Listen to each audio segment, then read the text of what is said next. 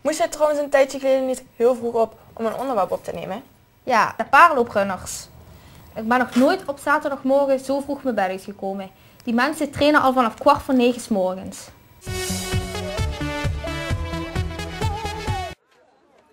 Het is nog vroeg op de zaterdagmorgen als op een parkeerplaats bij de Emmenweg tientallen sportief uitgeruste mensen zich verzamelen. Connect-reporter Maartje was ook vroeg opgestaan om te kijken hoe deze sporters te werk gaan. We zitten hier op zaterdagmorgen in het Emmenpark waar een grote groep mensen voor de paardenloop aan het trainen zijn en ik praat nu met een trainer. Mike, hoe zijn jullie hiermee begonnen? Oh, goeie vraag. We zijn een jaar of 12 geleden begonnen met het paardenloop runningproject. Dat maakt nog onderdeel uit van Nike Start to Run. We zijn toen begonnen hier in het Emmenpark te trainen met een kleine groep mensen van 10, 15 mensen. Met het doel deze mensen te helpen naar het lopen van 5 kilometer tijdens de paardenloop in april. Zo zijn we eigenlijk was het idee ontstaan om er een trainingsgroepje van te maken. En hoeveel mensen doen er ongeveer aan mee? We zijn gegroeid van 15 mensen naar nu tussen 250 en 300 man als we op volle sterkte zijn. Die zijn er gelukkig niet altijd, anders zouden ze in dit Emmenpark niet kunnen herbergen. En dus het is een behoorlijke groep geworden waarmee je iedere zaterdagochtend trainen. En hoe ziet zo'n training er meestal uit? De training die bouwen we op is een periode van november tot en met de paardenloop, tot de paardenloop.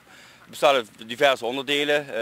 We doen ten eerste een intake met de mensen. Die bestaat uit een medische test en een 1000 meter test om een beetje het niveau van de mensen te bepalen en ze in de juiste groep te krijgen. We werken zoals je ziet hier in het park met meerdere niveaugroepen. Het bestaan uit 5 groepen.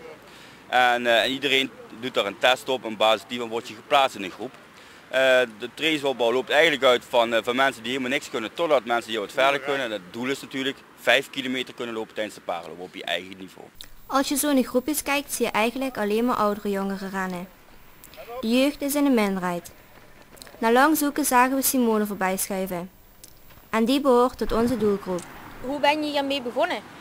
Ik heb met de Start to Run meegedaan en die heb ik heb in de krant gezien dat die zou zijn en dan heb ik gedacht, ga ik meedoen. Ja. En het is echt leuk. Ik doe het voor mijn eigen gezondheid. En ja, ik ben jong, ik heb tijd en ik wil echt gezond blijven. Af en toe moet er toch een beetje bijgepraat worden onder het rusten. Samenlopen is toch gezelliger dan alleen rennen.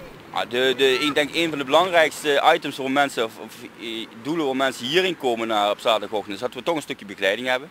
We proberen mensen toch te helpen met het geven van tips en het begeleiden naar de paardenloop toe. Daarnaast is er ook een hele grote mate van gezelligheid. Mensen zoeken toch wel graag mensen om mee te kunnen gaan lopen. Mensen zien hier ook wel vriendschappen ontstaan en mensen afspreken om samen te gaan lopen. Dus een stukje gezelligheid en samenhorigheid en wel het belangrijkste item is om hier te kunnen deelnemen. Zelf doe je het toch niet zo vaak. Onder de weg denk je dan nee, vandaag niet. Ik ben moe, maar hier ga je op zaterdag en je hebt ook een trainingsplan.